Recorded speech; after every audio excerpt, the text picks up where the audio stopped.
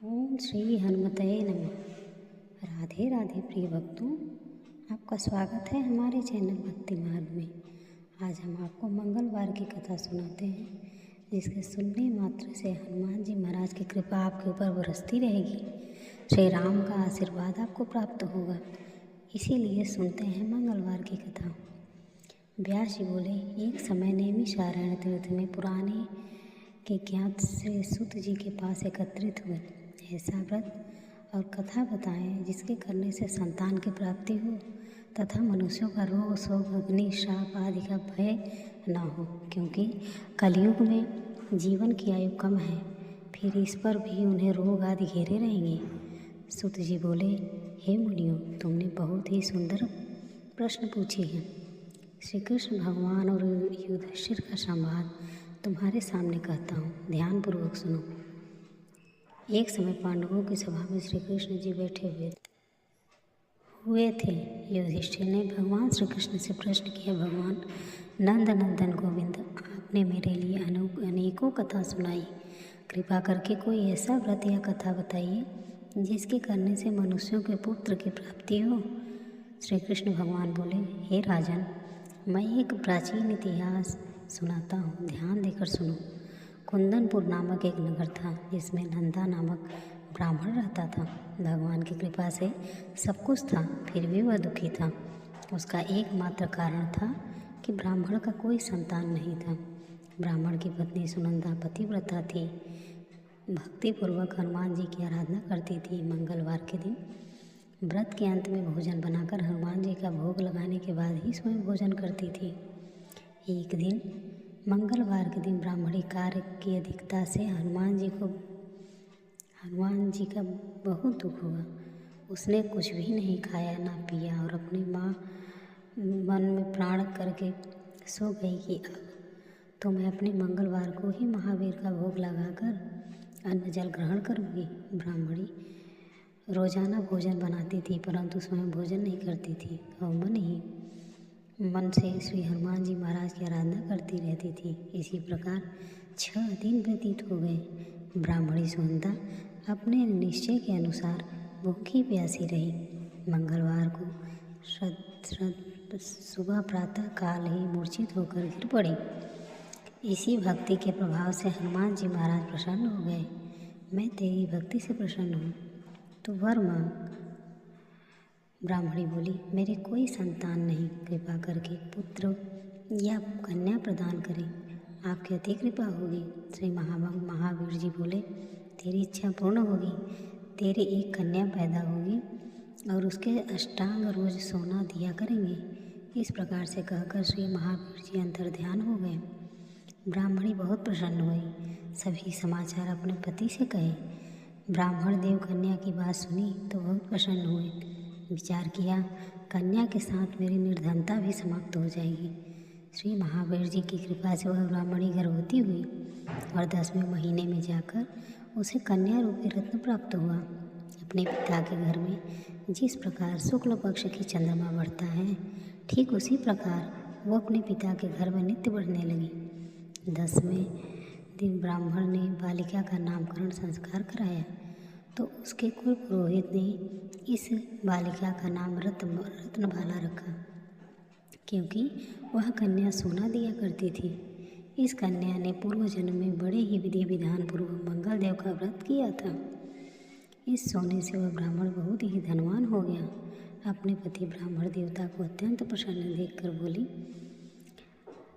हमारी क्योंकि शास्त्रों की यही आज्ञा है कि 8 वर्ष की गौरी और 9 वर्ष में रोहिणी और 10 वर्ष तक कन्या, उसके बाद रजत सिल्वा संज्ञा हो जाती है। गौरी ने अपने से पटल लोक की प्राप्ति होती है, रोहिणी ने दान से वैकुंठ की प्राप्ति होती है, कन्या के दान से इस लोक में सुख की प्राप्ति होती है। अगर ये पतिदेव रजत सिल्वा का दान किया जाता है तो और नर्क की प्राप्ति होती है। ब्राह्मण बोला, अभी तो रत्न वाली कन्याओं का विवाह करना है, अभी जल्दी ही क्या है। ब्राह्मण बोला, अच्छा, कल मैं अवश्य ही लड़का देखने के लिए जाऊंगा और दूत को भेजूंगा। बहुत सुंदर ब्राह्मण के बालक को देखा। बालक देखने में सुंदर था तथा ब्राह्मणों के सभी गुण इस बालक में मौजूद थे। इस बालक का नाम सोमेश्वर था। दूर से आकर स्वामी नंदा के लिए बालक को बतलाया। ब्राह्मण ने सोमेश्वर को देखकर विधिपूर्वक विवाह कर दिया तथा कन्यादान में बहुत सारा धन दिया। ब्राह्मण ने विधिपूर्वक कन्यादान कर अपने को बहुत भाग्यशाली समझने लगा। अब कन्या तो चली जाएगी, मेरे लिए सोना जो इस कन्या से मिलता था वह अब नहीं मिलेगा। मेरे पास जो धन था वह इस कन्या के विवाह करके मैंने बहुत बड़ी गलती की। अब मुझे वही उपाय करना चाहिए जिससे यह कन्या मेरे घर में बनी रहे, अपने ससुराल न जाए। ब्राह्मण इस पर विचार करते करते रात भर सोया तक नहीं।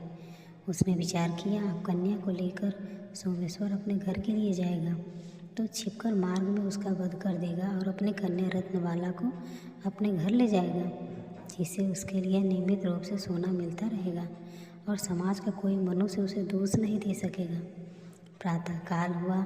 नंदा और सुनंदा ने जमाई तथा लड़के को खूब धन देकर विदा किया। सोमेश्वर अपनी पत्नी रत्नबाला को ससुराल से अपने घर लेकर चल दिया। ब्राह्मण नंदा महालोभ के वशीभूत होकर मार्ग में छिपा हुआ था और जमाई को मारकर रत्नबाला को फिर अपने घर ले जाए, जिससे उसे स्थान सोना मिलता रहे। वह कभी निर्धन नहीं हुआ। नंदा ने अवसर पाकर सोमेश्वर का वध कर दिया और अपनी लड़की रत्नबाला के पास जाकर बोला, पुत्री, मार्ग में लुटेरे ने तेरे पति का वध कर दिया। अब तू घर चल, वहाँ पर ही रहकर अपने जीवन को व्यतीत करना। भगवान की इच्छा के आगे किसी का कोई बस नहीं चलता और उसे जो अच्छा लगता है वही करता है और बेटी के भाग्य में जो लिखा है वही होगा। इसमें किसी का क्या दोष। कोई वश नहीं है। अपने पिता के द्वारा अपने पति की मृत्यु का समाचार सुनकर रत्नबाला बहुत दुखी हुई और रोने लगी। अपने पिता से बोली, हे पिताजी, इस संसार में जिस स्त्री का पति नहीं है वह स्त्री का जीना व्यर्थ है। मैं अपने पति के साथ अपने शरीर को जला दूंगी। सती होकर अपने जन्म को, अपने माता पिता के नाम को तथा ससुर के यश को सार्थक करूंगी। मैं अब लौटकर घर नहीं आऊँगी।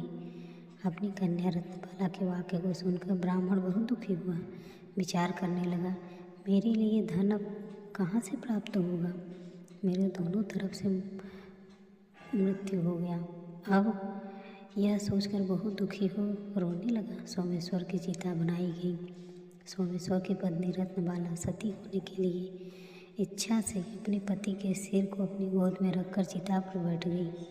जैसे ही अग्नि लगाई वैसे ही मंगलदेव प्रसन्न हो गए और बोले, रत्नबाला, तेरा पति अगर और महाविद्वान हो जाएगा और भी जो कुछ तेरी इच्छा हो और मांग। रत्नबाला बोली, हे ग्रहों के स्वामी, यदि आप मुझ पर प्रसन्न हैं तो मुझे यह वरदान दीजिए कि जो मंगलवार के दिन प्रातः काल लाल पुष्प लाल चंदन से पूजन करे, आपका स्मरण हो करे, उसके और सर अग्नि तथा शत्रुओं का भय कभी न सताए। जो स्त्री मंगलवार का व्रत करे वो कभी विधवा न हो, अनेक पुत्र और पुत्रों की प्राप्ति हो। मंगलदेव तथास्तु कहकर अंतर ध्यान हो गए। सोमेश्वर मंगलदेव की कृपा से जीवित हो गया। रत्नबाला अपने पति को प्राप्त कर बहुत प्रसन्न हुई और मंगलवार का व्रत प्रत्येक मंगलवार को करने लगी और मंगलदेव की कृपा से इस लोक में अनेक प्रकार के सुख भोग कर अंत में पति के साथ स्वर्गलोक में गई। बोलिए हनुमान जी महाराज की जय, मंगलदेव महाराज की जय। भक्तों, आज की कथा यहीं पे समाप्त होती है। राधे राधे।